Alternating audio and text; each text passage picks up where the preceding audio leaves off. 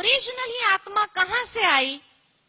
जो कहते जहां से आए वहां जाना है, कहां से आए और कहां जाना है? 3 लोक है ये। जहां नीचे है साकारी मनुष्य लोक, जो 5 तत्वों की दुनिया है। इस लोक से ऊपर एक और लोक है जिसको कहते सूक्ष्म देव लोक, कि जहां पर सूक्ष्म देवताएं निवास करते हैं।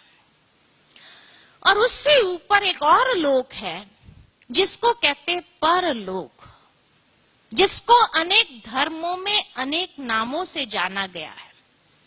किसी ने उसको परम धाम कहा, किसी ने उसको शांति धाम कहा, जो शांति का धाम है। किसी ने उसको सचखंड कहा, किसी ने उसको रूहानी दुनिया कहा, किसी ने उसको 7वां आसमान कहा, 5 तत्व, 6ठा सूक्ष्म लोक, 7वां आसमान। किसी ने उसको मोक्ष धाम कहा, जहां आत्मा अपने मुक्त स्वरूप में निवास करती है, परमात्मा भी जहां मुक्त स्वरूप में निवास करते हैं। किसी ने उसको अखंड ज्योति का ब्रह्म महतत्व कहा। ब्रह्म महतत्व 5 तत्व की दुनिया से पार एक 6ठा महान तत्व है, जो दिव्य ज्योति का तत्व है। ऐसे अनेक नाम हैं, लेकिन हम उसको कहते हैं अपना प्यारा घर, क्योंकि घर ऐसा स्थान है जहां व्यक्ति का विशेष लगाव होता है। सारी दुनिया घूम कर आए, लेकिन अपने घर में आएंगे तो कहेंगे हाश, जो शांति अपने घर में है और कहीं नहीं है। कहते हैं ना, यहां है ऐसी शांति, अपने घर से भी ज्यादा है या घर जैसी है? हा? तो इसलिए कहा कि घर को कहा जाता है अपना घर दाता का दर, है ना, जहां सब कुछ मिल जाता है। सारी दुनिया में बड़ी बड़ी 5 स्टार होटल में रह कर के आओ, लेकिन जो नींद अपने घर में आएंगी ना, वो और कहीं नहीं आएंगी। इसीलिए कई बार कई लोग बहुत समय बाहर घूम के आते हैं तो क्या कहते हैं, होम सिकनेस आ गई है, घर याद आ गया है, होम स्वीट होम कहते हैं। तो ये परम धाम अपना प्यारा घर है, जहां से हम इस संसार में आए, जहां वापस जाना है।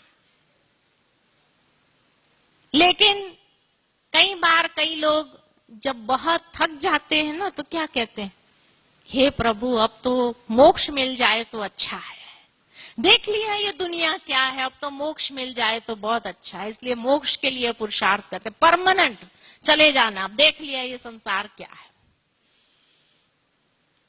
कई लोग समझते नहीं, जा करके थोड़ा रेस्ट करके फ्रेश होके फिर आए, टेम्पररी मुक्ति चाहिए।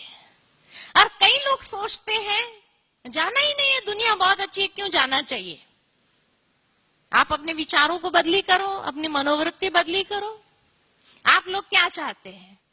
कौन चाहता है परमानेंट मोक्ष, परमानेंट चले जाना है कोई ऐसा परमानेंट मोक्ष? अच्छा 1 2 3 बस 4 5 6 थोड़े थोड़े धीरे धीरे ऊंचा कर रहे हैं ना। अच्छा, कौन जा करके रेस्ट करके फ्रेश होके फिर नीचे आना चाहते हैं? अच्छा, वो भी है। और जो जाना ही नहीं चाहते, ये दुनिया बहुत अच्छी है, क्यों जाना चाहिए? हाँ है, थोड़े है उसमें भी।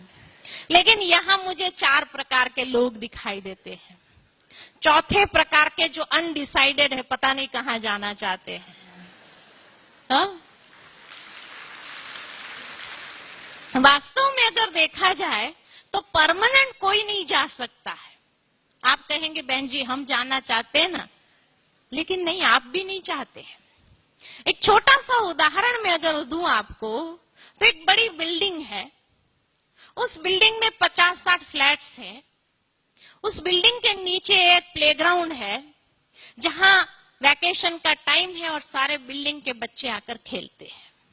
मान लो कि आप भी उस बिल्डिंग में रह रहे हो और आपका भी बच्चा है, वो कहता है मुझे नीचे जाना है। आप उसको मना कर दो, बेटा नीचे जो खेल चल रहा है ना, बड़ा रफ खेल चल रहा है, तुम्हारे पास इतने खिलौने हैं ना, ये खेलो ना, सारे कंप्यूटर गेम्स है, इतना सारा खिलौने, खेलो। मान जाएगा? नहीं। उस समय उसको वो कंप्यूटर गेम्स भी अच्छी नहीं लगती है, वो खिलौने अच्छे नहीं लगते, नीचे जाना है, जिद करता है। आप उसको समझाओ कि बेटे नीचे जो खेल चल रहा है ना, हार जीत का खेल है और उसमें बहुत चीटिंग चल रही है। कोई तेरे को धक्का देकर गिरा देगा, चोट लगी, फिर तुम हार जाएगा तो क्या कहेगा? कोई बात नहीं, हार गया तो हार गए, इसमें क्या है, लेकिन जाना जरूर है। आखिर उसको आपने छुट्टी दिया, गया नीचे, खेल में इन्वॉल्व हुआ, खेलने लगा, सारा दिन खेलता रहा। दोपहर में भोजन के लिए भी बस आया, खाया, भागा, है ना। जैसे जैसे शाम ढलने लगी वैसे वैसे चीटिंग बढ़ती गई और किसी ने जोर से उसको धक्का दे दिया, चोट लगी, रोने लगा, आपने आवाज सुना, क्या करेंगे? दौड़ेंगे नीचे, जाकर के सारे बच्चों को कहेंगे अच्छा बहुत खेल लिया, अभी सभी ने आज सारा दिन बहुत खेले, अब सब अपने अपने घर जाओ। क्योंकि मालूम है जब सब नहीं जाएंगे तब तक खुद का बच्चा भी ऊपर आने वाला नहीं है, इसलिए सब बच्चों को भेज करके खुद के बच्चे को भी ले आएंगे, साफ स्वच्छ करके मलहम पट्टी लगाकर कुछ खाना पीना दिया, अच्छा बेटा सो जा, सो गया। दूसरे दिन जब वो खेल आरंभ होगा तो जाएगा नहीं जाएगा? जाएगा। इसी तरह हमारे पिता ने भी हमें कहा बेटे बैठे रहो ऊपर, क्या करना है नीचे जाकर? हमने भी क्या कहा? नहीं जाना है। अरे ऊपर इतनी शांति है, इतना स्वतंत्रता है, तो भी हमने क्या कहा? नहीं जाना है जरूर। हमको समझाया गया नीचे का जो खेल चल रहा है ना, बड़ा रफ खेल है, कोई धोखा देगा, धक्का देगा, चोटें देगा, दिल की चोटें देगा, हाँ क्या करोगे फिर? कोई बात नहीं, हमने भी यही कहा। अरे ऊपर बैठ के करेंगे क्या, नीचे इतना लाइवली खेल चल रहा है, हम भी नीचे जाएंगे। ठीक है जाओ। और इसलिए जैसे जैसे नीचे आते गए तो जो है वो तो है ही है, चोला बदल बदल कर यही है, और ऊपर से भी जो आ रहे हैं वो आ रहे हैं ना, इसीलिए पॉपुलेशन बढ़ता जा रहा है। नहीं तो इतनी बस्ती कहां से आई, इतनी आत्माएं कहां से आई? कईयों के प्रश्न होते, ये आत्मा इतनी सारी बढ़ती कैसे जा रही है दुनिया के अंदर? अरे जो है वो तो है ही है, और ऊपर से भी जो नीचे उतर रही है। किसी को देर से होश आ रहा है ना, तो जैसे जैसे होश आएगा जागेंगे, कोई 8 बजे का उठने वाला होता है, कोई 12 बजे उठने वाला होता है, वो फर्क तो पड़ेगा कि नहीं? कोई बहुत नाइट ड्यूटी करके आया तो दिन भर सोता है, 4 बजे उठता है। तो इस प्रकार से जैसे जैसे जिसको होश आया वैसे वैसे उतरते गए नीचे। लेकिन कलयुग आने तक तो मैक्सिमम लोगों को होश आ गया और नीचे आ गए, इसलिए कलयुग में इतना पॉपुलेशन है। लेकिन जब बहुत ज्यादा चोटें मिल जाती है तो हम भी कई बार चिल्लाने लगते हैं, अभी बस करो प्रभु, अभी मोक्ष मिल जाए तो अच्छा है। ये भी एक रोना ही हुआ। तो भगवान भी क्या करता है? अच्छा वो भी आता है, यदा यदा ही धर्मस्य। इसीलिए उस महावाक्य के अनुसार परमात्मा भी संसार में आता है और क्या कहते हैं? चलो बच्चे बहुत हो गया, अब चलना है घर सबको, है ना। बहुत खेल लिया, सुबह से रात तक बहुत खेल लिया, कलयुगी रात आ गई है अभी, तो चलो अब घर चलो। लेकिन कुछ लोग तो तैयार हो जाते हैं, कुछ लोग कहते हैं नहीं नहीं हमको नहीं चलना है अभी, है ना। देर से जो आए हुए होते हैं वो क्या कहते हैं? अरे हमारे लिए तो यही स्वर्ग है, अभी आप लोग जाओ, हम तो अभी और खेलेंगे ना।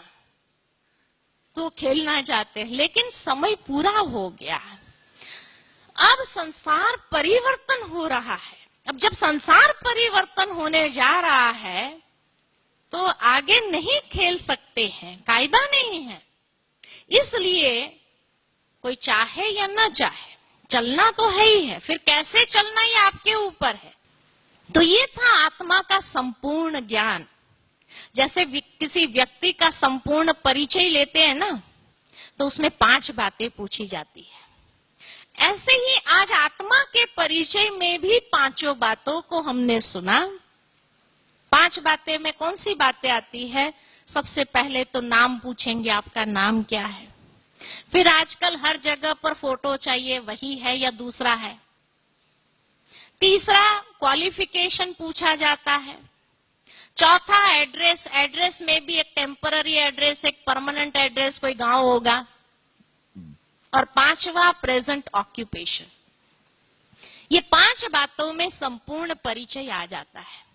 ऐसे ही आज आत्मा के परिचय में भी 5 बातों को देखा कि जिस चैतन्य शक्ति का नाम है, आत्मा कहो, रूह कहो, शक्ति कहो, सोल कहो, जो भी कहो, एनर्जी कहो, उसी आत्म शक्ति के लिए कहा गया, आत्मा के लिए कहा गया, जिसका स्वरूप है अति सूक्ष्म दिव्य ज्योति प्रकाश पुंज नूर स्वरूप है, ज्योति स्वरूप। इसीलिए व्यक्ति शरीर छोड़ता है तो ज्योत जलाई जाती है कि जो चैतन्य ज्योत थी वो चली गई, उसकी यादगार में वो ज्योत जलाई गई। तीसरा क्वालिफिकेशन है 7 गुण, ज्ञान, पवित्रता, प्रेम, शांति, सुख, आनंद और शक्ति। ये उसके क्वालिफिकेशन है। एड्रेस है टेम्पररी एड्रेस भ्रुकुटी के मध्य में, और परमानेंट एड्रेस परम धाम, शांति धाम, जहां से आए हैं। और क्यों आए हैं इस संसार के अंदर? तो 7 गुणों के आधार पर जीवन जीने के लिए आए हैं। ये 7 गुणों में भी इतनी शक्ति है, आत्मा में जो क्षमता है, तो उस क्षमता का प्रत्यक्ष करने के लिए, उस क्षमता को कार्यान्वित करने के लिए उसको स्पेस तो चाहिए। इसीलिए ये संसार में हम आए, ताकि उसके आधार पर हम अपना जीवन बनाएं। लेकिन अफसोस कि मनुष्य अपने उस उद्देश्य को भूल गया और अवगुणों के आधार पर जीवन जीने की शैली बना दी। वास्तव में हमारी जीवन शैली ये 7 गुणों के आधार पर होनी चाहिए। यही वास्तविक जीवन है। तो ये है आत्मा के इस संसार में आने का उद्देश्य।